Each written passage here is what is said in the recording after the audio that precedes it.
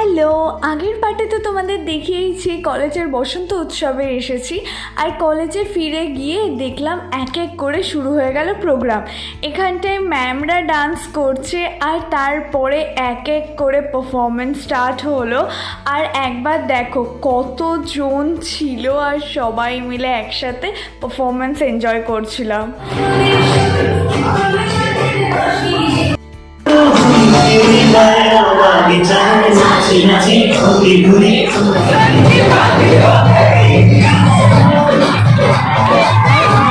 এত নাচানাচি করেছি আর ফুল ব্লগটা আমার চ্যানেলে আপলোড করা আছে, তোমরা অবশ্যই দেখে নেবে।